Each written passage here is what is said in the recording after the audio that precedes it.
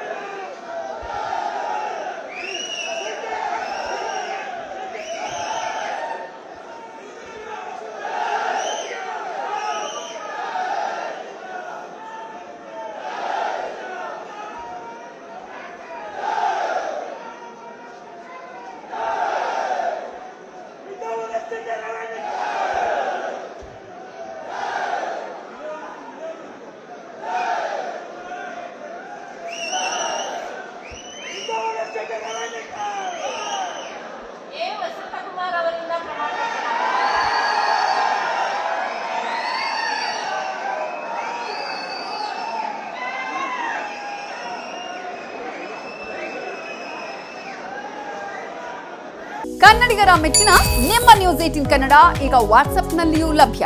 ಕರ್ನಾಟಕ ಮತ್ತು ದೇಶ ವಿದೇಶದ 360 ಡಿಗ್ರಿ ಸುದ್ದಿ ವಿವರವನ್ನ ನೀವು ನಿಮ್ಮ ಕೈ ಬೆರಳುಗಳಲ್ಲಿಯೇ ಪಡೆಯೋದಿಕ್ಕೆ ಈ QR ಕೋಡ್ ಅನ್ನು ಸ್ಕ್ಯಾನ್ ಮಾಡಿ. ನಮ್ಮ ಚಾನೆಲ್ ಅನ್ನು ಫಾಲೋ ಮಾಡಿ, ನೋಟಿಫಿಕೇಶನ್ ಆನ್ ಮಾಡಿ.